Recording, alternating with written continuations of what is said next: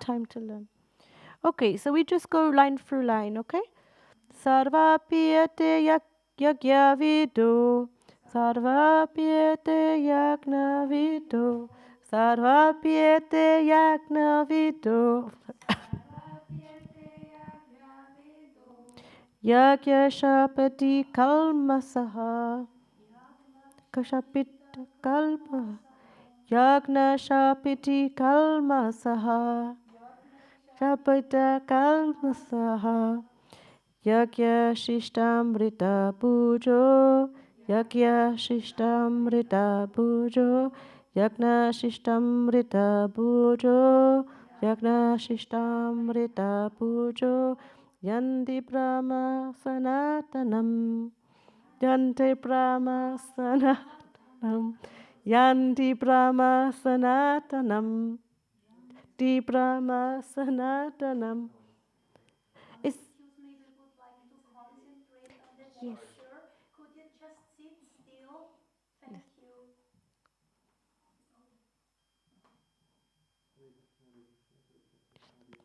Ram Hare Ram Ram Ram Hare Hare Krishna. Normally Prabhu would read, but I think Brian is busy, and you would like to read the verse, or maybe yes, you know this like we just practiced now, like Sarve Piyete Yagna Vidu. Okay, please. Sarve Piyete Yagna Vidu. Yagna Shapita Kalmasaha. Yagna Shishtamrita Pujo.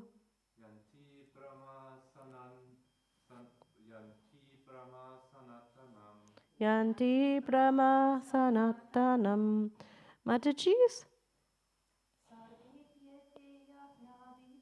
Sarve Piyete Yagna Yanti Brahma Sanatanam.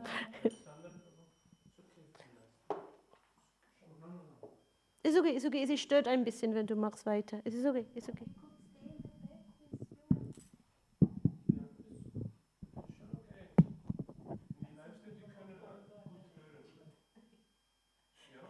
Ich muss ein bisschen in... Okay, shall we do word by word, ladies and gentlemen? Word by word. Okay, good. Okay. Sarve, all, api, although apparently different. Ete, these. Yagya viraha, conversant with the purpose of performing sacrifices. Yagna Shapita, being cleansed as a result of such performances. Es stört ein bisschen. Wir lassen nur noch einen Platz. Ne?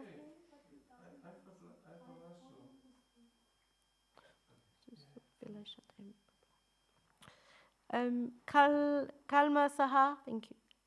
Kalma Saha, of sinful reactions. Yagya Shishta, of the result of such performances of yagna. Amrita Pujaha, those who have tasted such nectar. Yanti, do approach. Brahma, the supreme. Sanatanam, eternal atmosphere. So the translation. All these performers who know the meaning of sacrifice become cleansed of sinful reactions, and having tasted the nectar of the results of sacrifices, they advance toward the supreme eternal atmosphere. Purport by Srila Prabhupada. From the foregoing explanation of different types of sacrifice, so they were just mentioned, I think, in the two texts before. So these sacrifices, Prabhupada states here, namely sacrifice of one's possessions, study of the Vedas, of philosophical doctrines, and performances of the yoga system. So of these, it is found that the common aim of all is to control the senses. Sense gratification is the root cause of material existence. Therefore, unless and until one is situated on a platform apart from sense gratification, there is no chance of being elevated to the eternal platform of full knowledge, full bliss, and full life. This platform is in the eternal atmosphere, or Brahman atmosphere. All the above-mentioned sacrifices help one to become cleansed of the sinful reactions of material existence. By this advancement in life, not only does one become happy and opulent in this life, but also at the end he enters into the eternal kingdom of God, either merging into the impersonal Brahman or associating with the Supreme Personality of Godhead, Krishna. Beautiful, huh? Om Agyantamarandhyasya Gyanjana Salakaya Chakshurmilitem Yena Tasmai Shri Gurave Namaha Shri Chaitanya Manobhistam Shtapitam Yena Bhutale Swayam Rupa Kadamayam Datati Sapadandikam Shri Krishna Chaitanya Prabhu Nityananda Shri Advaita Gadada Shiva Shivasati Gaura Bhakta Vrinda Hare Krishna, Krishna Krishna, Hare Hare, Hare Ramo, Rama Ramo, Hare Hare. So wonderful. The main word that I would take from this text, because sometimes, at least my evening brain, would be the word sacrifice. Yes, sacrifice, right? We have this word sacrifice that comes on here. However, usually when we think of sacrifice, we are more thinking, Prabhu, don't touch this. It's okay. Please leave it. Yes, it's just disturbing the others right now. The more you come, just please. Okay.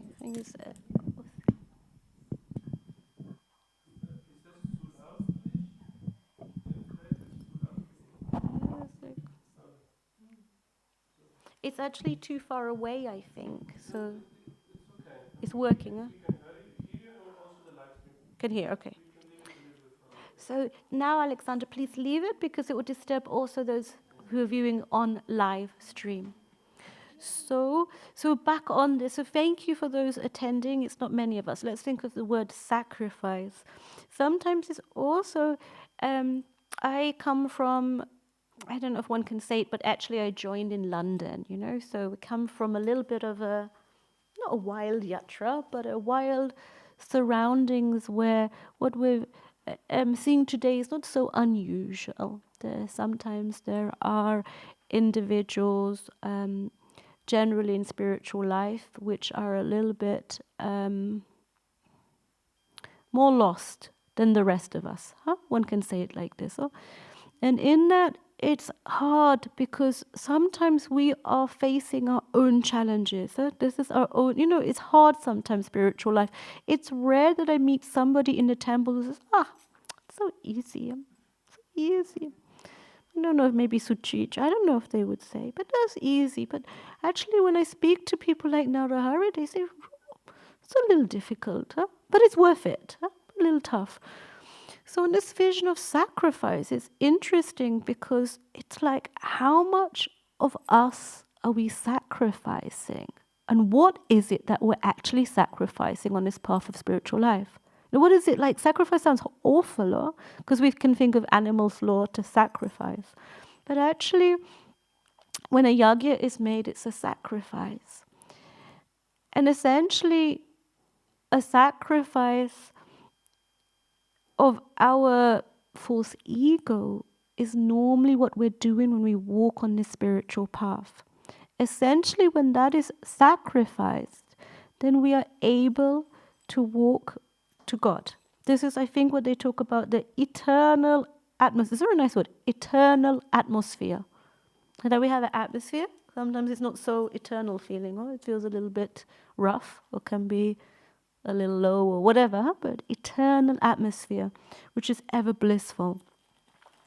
And in this moment where we think here, it doesn't say sacrifice in what would definitely be the material world. It's not like everything, but it does say talk about sacrificing one's possessions. Now, sometimes people take this and did take this a little bit extreme. I know someone, I won't say who, but they thought they would join the temple, and then they just threw everything away, even valuable things. Just threw it all away, like a bed. They threw it all away. Because they would say, now I give it all up. No, it's not mine. When you see a sannyasi, they have like literally given up their whole life. So they're not even meant to keep things for themselves. I think when Brian's Guru Maharaj was here, that was it. He looked at all the presents. Oh, it was like this. And then he said, there will be a time where you will all receive a present. So we all lined up here. I mean, I gave him a book. I felt like a little bit funny just to take something. And then he gave out presents. And I thought it was amazing. He just gives it up. Mostly if we get a present, we're like, oh, finally, I got this or the other. And also, he seemed to give the presents that he'd received with love, but also seemed to be wonderful. Like I got things which were just pink, which, sorry, if you know me, is quite relevant, But it was amazing because it was just so natural for him. But we're anyway in the process, right? It doesn't mean that we give everything up, but sacrifice of one's possessions. I think one can see this as we're not building up everything. In London world, at least for me, is who has the best job. You're trained up that you should actually not have a job for more than a year and a half, because you get trained up, you get good at the job, and then you should find another job which has much more money, and another job and another job. Now, basically what it loses is any value of actually building anything up. As soon as you're building something up, you're basically saying, enough of this. Let me just get more and more money. It's basically to build up this unknown value of how much money I need, How much will my bank balance be? Also, most of us will know, okay, what sort of car do you have? There's a lot for the boy. What car do you have? What are you driving? Like, what sort of house do you live in? It's all this that just sort of comes in sideways into a conversation, but it's all about, building up possessions. We know, as we learn in spiritual, we can't take any of it with us, right? If you come from a war place, it's even, this destruction is basically in front of your eyes. However, in a normal material world where that's pushed away from the vision, it's just about accumulating. So what about us as devotees? What about possessions do we have, Some are a little bit attached to our iPhones, to our tablets. It's just for Krishna's service. It's just for Krishna's service. What is amazing, if that iPhone, that handy, that mobile is gone, it's enough to ruin our entire day, or it's enough to be like almost in panic modus. This is also a bit of the advancement of Kali Yuga. 12 years ago when I came, we didn't really care about our phones because there were no smartphones. All you could do was call someone, and here maybe there's not even any reception to call anybody. Who are you going to call? You would maybe use the landline to call someone. So there wasn't that level. What it did mean was that we had less people in temple, because one wants to keep in contact, right? It's not recommended that, fine, we're on our spiritual path and we cut all contact with everyone. That's sacrificing. That's okay, one can relate it. But another sacrifice they talk about is study of the Vedas. Like, hang on a minute. Why is studying a sacrifice? Isn't it good? Aren't we building up knowledge? Brian looks like somebody who enjoys reading. Do you like reading, Brian? Yes. So how is this a sacrifice? Intensely studying and really put your consciousness into it. But still, it's like, also you could say you're sacrificing your time. You are sacrificing your... Could be other things you could be doing, right? So sacrificing... Yes, please?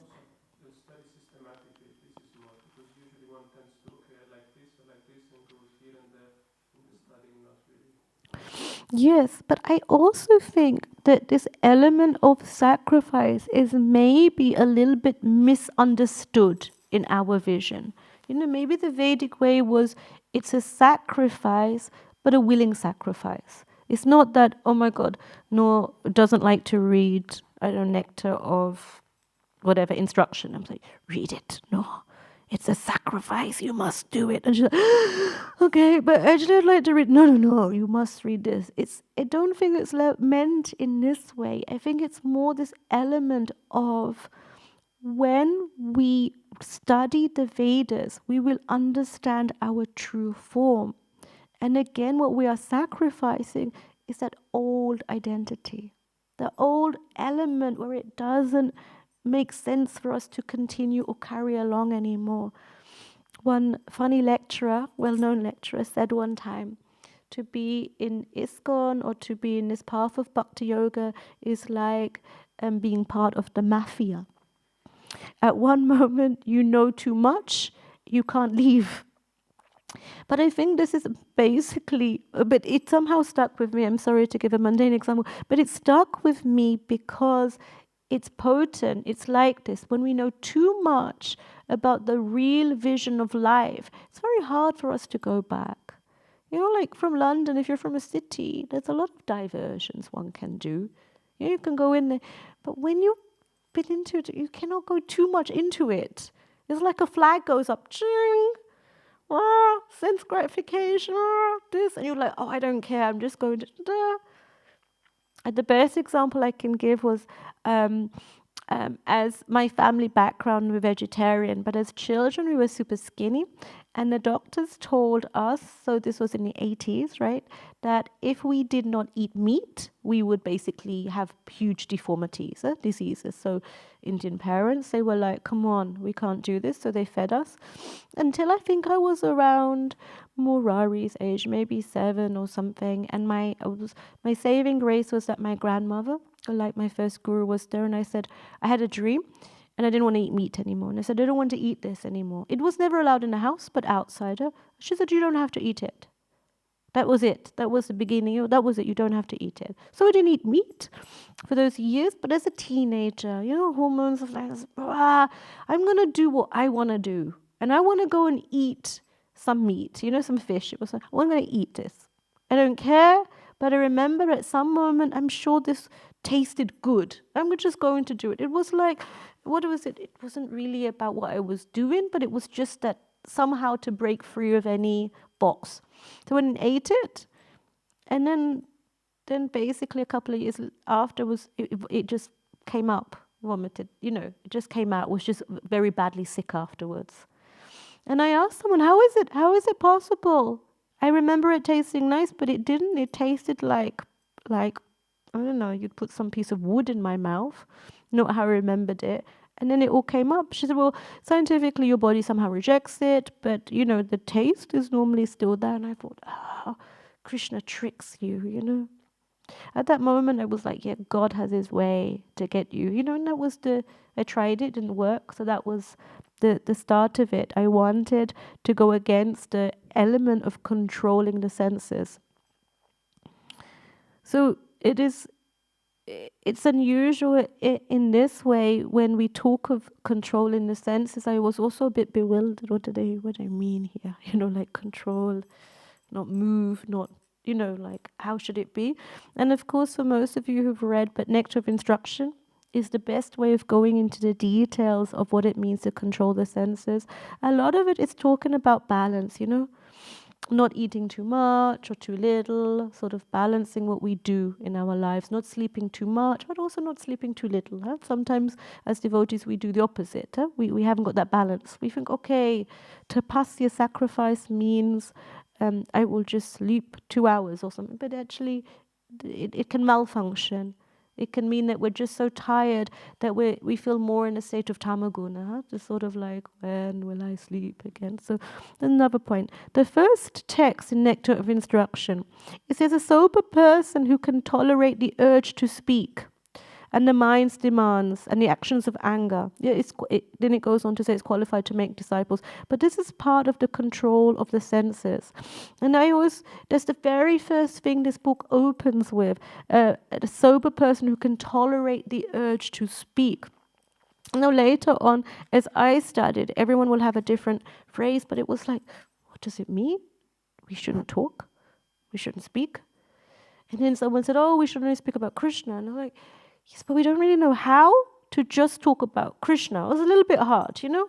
Okay, the gopis, and there was this pastime, and then Krishna did this, and it was Kamsa. But it's hard. So what is it also? Some part of the subtle view behind this is to balance up what is needed to be spoken and what shouldn't be spoken. Sometimes in my experience here in the temple, the last decade, sometimes in this element of trying to speak the truth, people can just have an unfiltered way of just speaking. And in this way, it is harmful for others. Now, if you study Bhagavad Gita, you will understand that honesty or truthfulness means delivering the truth in the way another person can take it. This is dharmic. Any other way is adharmic, so it's against dharma. So it means that how we speak to one another carries weight. For most of my life, I have maybe played this informal role of counselor or mentor. And most people come because these words have caused not just pain but damage in terms of their own path. They become like stumbling blocks. It could be a parent, but often friends or other people, but they said I'm like this. They said I'm this. They said I'm selfish, so I must be selfish. They said I'm this. And these words, sometimes you just want to take like literally an eraser. You just sort of, you don't want to, delete it off the data bank of the brain. But that's the point. We once did this exercise in front of GBC. It was an exercise where we had to write, I think, things that we found difficult in people, or something we had to write. And then we had to take this piece of paper and scrunch it all up. And some people were like, what is this waste of time? What are we doing here? And then afterwards, I remember myself, I tried to get the piece of paper to straighten it up again. And I don't know if it was GPC or someone said, that's the point. When we say things that are insulting or difficult for the person, you can never make that paper completely straight again. You can maybe use the paper, you can try, but it's not the same. And that's the point and the effect of what our words as devotees have. They sometimes carry more weight because we are practicing a deeper spiritual orientation. And that part is interesting. And on this, put my hand up and say, look back. Did I just open my mouth sometimes at the wrong place? Yes, I didn't mean to sometimes. Things just came out. And it never, I touch wood, I think I never said anything, out of rage or anger to like hurt them. There was not, but sometimes still well-meaning words can still cause that pain. For example, there is a unsaid truth that one should never speak to a mother about if their child has been naughty. Even if it's like they can't take it. They just cannot take it. You will be their enemy for life almost. It's even, so it's like, but you're like, hang on, but they did do this. They did that. But it's very hard to take. Because even if you give that, you criticize the mother, they can take that. But the child, it's almost like this sort of pressure. Deity almost, like how dare you? It's so interesting. It just give it as a side topic. Of course, sometimes correction has to be made, whatever else. But this real urge, a sober person who can tolerate the urge to speak. Literally, if we take that, the urge to speak. When I took that too deeply, I stopped talking. I stopped expressing myself. No, literally, you're like, oh God, like. It just comes out wrong. What can I do? I'm very plain speaking naturally. I'm very direct. In England, they asked me if I was German more than once. So because Germans have this reputation to be very direct in their conversation. But it's inbuilt. I think it's inbuilt. It's basically, there's a problem, so say it. Over the last 15 or so years, I have to try to learn to be a bit more flowery with what is being said. And so I come here and then everyone is very plain speaking. But it doesn't mean that even when somebody hurts us with words, that we should reciprocate. This is like another control of the senses. It later says the mind demands the actions of anger. So somebody comes to us and says, you are like this, you are this, you are like terrible. And the mind is like, no, how can they say that? I didn't mean it. And you're so angry and you're like, but look at you, you want this. It could happen, right, this. But it's like this moment, just when one is given the poison, one does not have to digest it. One has, in one moment, there is this level of consciousness that can come in where you take a step out and think, do I want to take this? And it's very hard in that moment to be like, okay, Prabhu, Mataji, I respect your opinion, but this does not mean it's the ultimate truth. It's very hard. And for ourselves, we think, I will just tell, and for me, I will just tell them, just how it is, so we understand but it can often be this urge to speak. My own life has been understanding, but often through other people who have come very hurt with what others have done, to understand, you got hurt because of this. Like sometimes it's not my understanding, like somebody got hurt the other day because they expected that person to be somehow always on the same line, same level of enthusiasm. And this person needed to take a step back and they didn't understand, but they got hurt by it. The person was just saying, I need a bit of space now. It was like, what's the problem?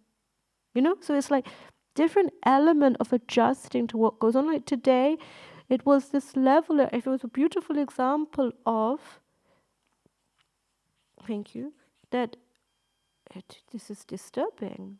This is like, how is this relevant to spiritual life? It's like this in life. Somebody comes and does something, moves a cushion, moves this, and the mind is somehow agitated, because sometimes we're still expecting things to go in a certain direction, right?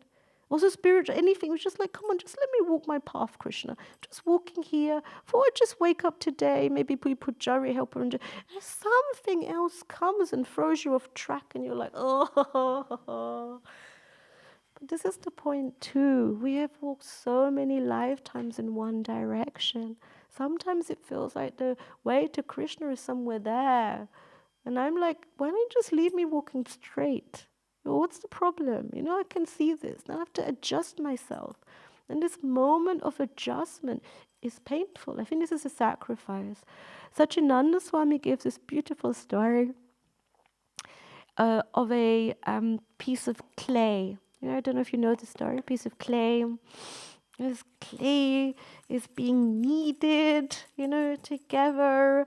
And then it's rolled like 1,000 horses are stampeding on one and prodded and pushed and then stuck under intense heat and light. Everything is shining until finally, as the story evolves, it becomes this perfect clay pot for the Lord.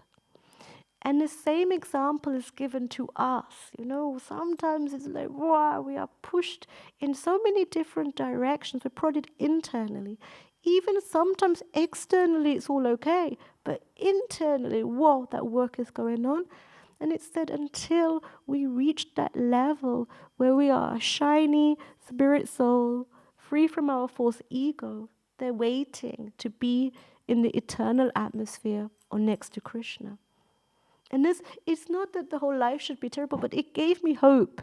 It gave me hope because I thought, it's just too hard. I can't do it. I also read it simple. I said simple, but simple can also be hard, or? To make it, I don't know if it's like this, it can be a very simple dish. But if 1,000 people have made it, it's hard to get that perfect cake. It's any cake. But that cake that you want, that everybody should just be like, it's like memorable. I don't know, it's a little bit more harder. I don't know. Maybe it's not the best example, I'm not sure. As you can see here, I'm not a baker. But still, simple is very, it can be complicated. How do we live a life? A lot of sacrifice just means removing things and becoming simple-minded, simple thinking, simple Simple thinking, higher, no. Simple living, high thinking, yeah? So that internally we become higher in our thoughts, but externally we're losing a lot. And in a world which is advancing technologically, it's like we're fighting against the wave. We're going in a different direction to how the world seems to be wanting to go. When I spoke to a lady, so she's left her body, but she must, if she's now alive, she would be like 110. And I asked her, is the world so much more different than it was when you were a child? You know, because sometimes we think, okay, is it? She's like, yes, the world has completely changed. And I was like, how can we imagine life without things like any of this equipment? That was her life, you know. Nothing, no technology, not even a phone. The people you would contact would be literally the people here, you know, or maybe you would go on some sort of carriage for some days to meet someone. Like, what is that life? That life is hard for us, but a little bit similar to here. If you lose your phone, then it's hard to get in contact with anybody. You're here. Even if you want to go to the shops, so it's a little tapasya. You have to like walk for 30 minutes. If there's no one in the temple, you also have to walk quite a distance before you see anybody. You know, it's like a whole vision of what we do is maybe not according to this what we get fed almost through the phones. It's a little bit we're fed that basically the more you have, the better. You know, the more activities and more opportunities is better. That's also basically attuned to city life and material life. And temple life is almost the opposite, right? It's almost different. We're lucky if the internet even works. Hello, thank you for coming. You know, it's like this. But that is everything that will bring us a little bit closer to Krishna. And that is a sacrifice. I feel that every one of us has to make a little bit of that choice. Will I or won't I make that sacrifice in different directions? And the time that we choose to make that sacrifice are moments that we can walk closer to Krishna. When Brian, for example, you know, he may think, oh, I'm enjoying reading this. Or, that's no sacrifice. But actually, it's a sacrifice that probably you made some time ago. The sacrifice was to maybe put away other literatures and to spend your time studying the Vedas. Yeah. So in this way, it was maybe at another point, but that choice was then made. No? Like at some moment. And that is what's beautiful about it. I think it's there in Bhagavad Gita. At first, what seems like poison is at the end like nectar. And that is also a beautiful thing to hold on to spiritual life. Sometimes it's hard, but at the end, it's sort of sweet. Thank you. Wonderful. I finish here. Are there any questions or clarifications? Alexander, you have any questions? No questions.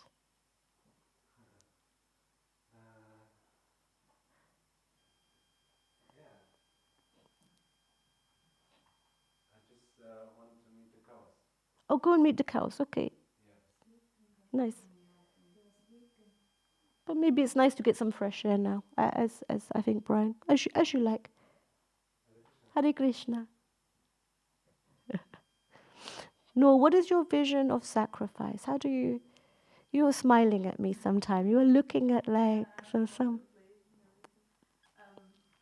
think for me it's everything that I do when my mind is telling me like, no, just forget about it, don't do it, we just rest, for example.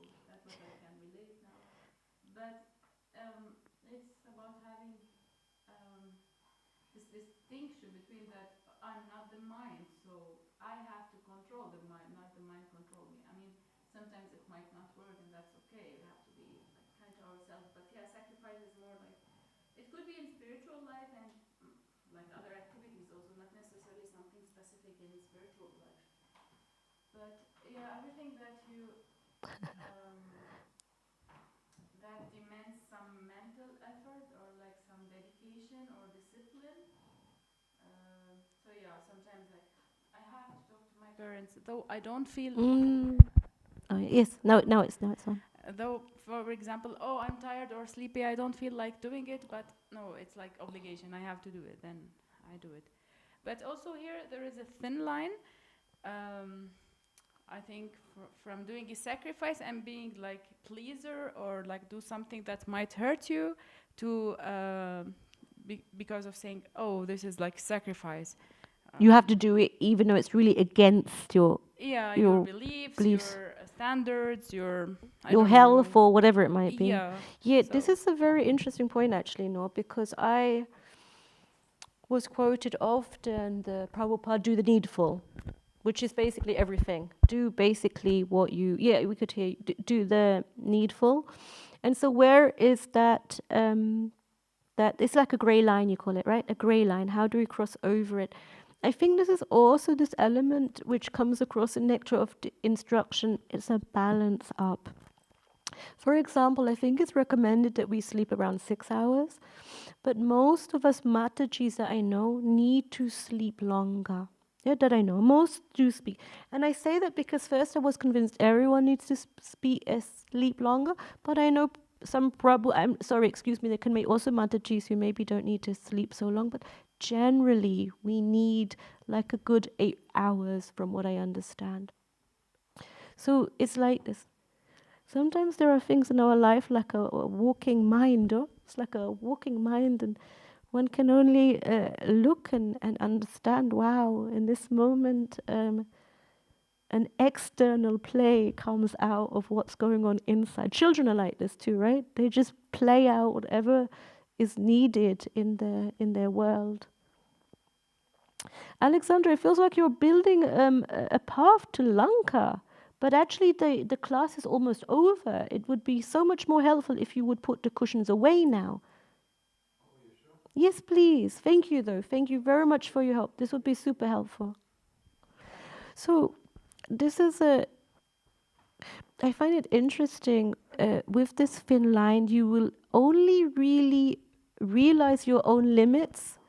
It's like this. You only realize your own limits when you're faced with them. And a good sense of humor also helps, because sometimes don't you have, but it's a small thing, right? Say you're just like, I'm in such a bad mood because I didn't sleep enough. And everything is affected by that. Somebody says, oh, beautiful weather. And you're like, no, it's not beautiful weather. It should be nighttime. I want to sleep again. Something like this. Someone is like, placing furniture very, like with exact centimeter space in between.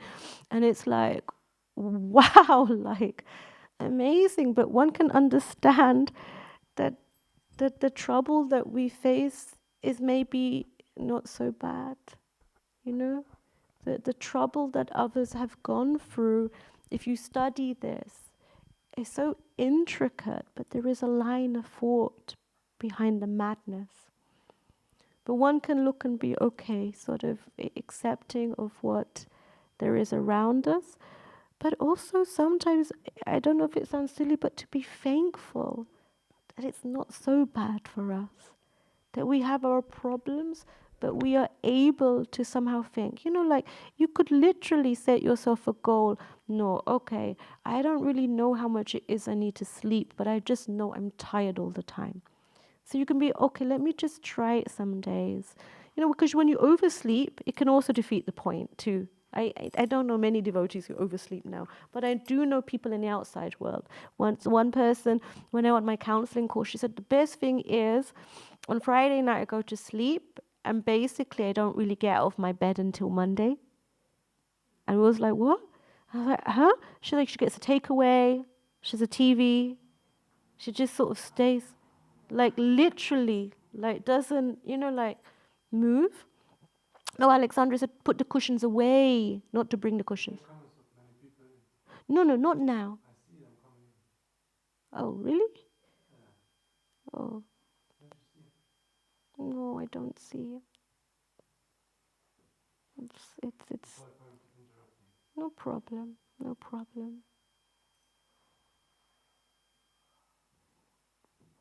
There is this level of compassion that one can feel, because then one sees that we all live in our own reality of what is happening. But for some it's so distorted that for us in our line, I would say the best thing is compassion. That this is like our compassion. On the other side, we see our limitations, and it's hard, in these areas. But back onto the point of what we were talking about, this thin grey line, is that I do believe that a good spiritual life in this world, in Kali Yuga, is balancing it all up. When we are completely, okay, just Krishna, let's go for it. One forgets everything. Okay, we'll just do this, this, and this, and this. But unfortunately, we have a human body. And therefore, what's nice, beautiful about nectar of instruction is that it's like it's fine. Like, eat something. Just don't eat too much, but not too little. Sleep, not too much, too little. Because there's a balance up of everything. Speak.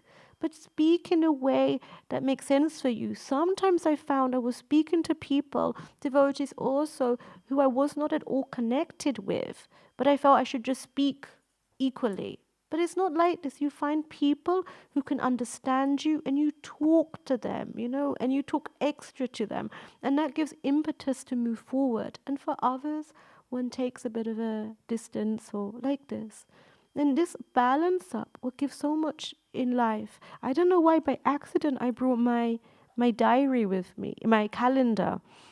And I think I'm one of the few people who maybe even, do you maybe? Rosemary, you use everything is on people's phone. But it's helped me, it's like a plan.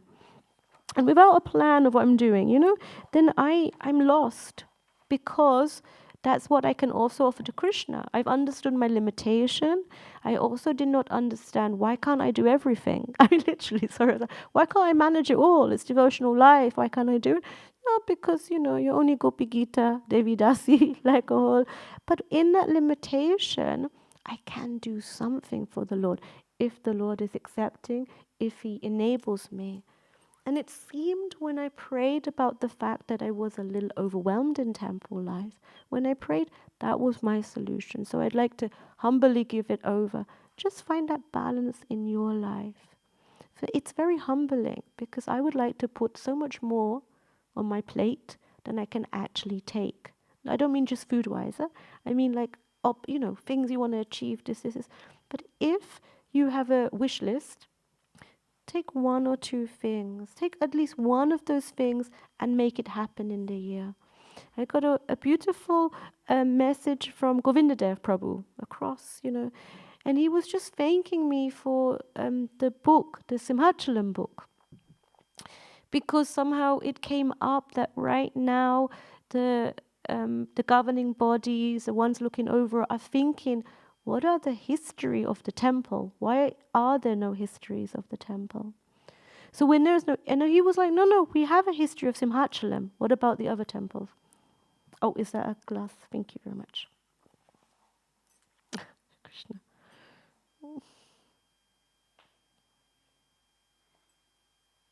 Hare Krishna. So in this way we have a way forward and where we go with a history. Maybe we finished the class now, we just take a moment to pray for all the lost souls, including ourselves, for all of those, and also a prayer, whatever you like, because the curtain is still open, to help what could help, to pray for what could help you in your own spiritual lives. What sacrifices it may be, whatever you may need. Okay.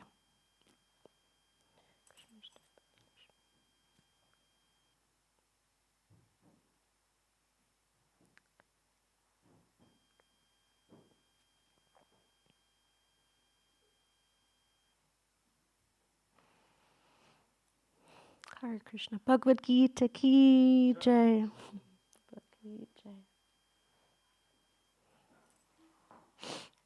Praying for others is very beautiful. It opens that level of compassion within ourselves.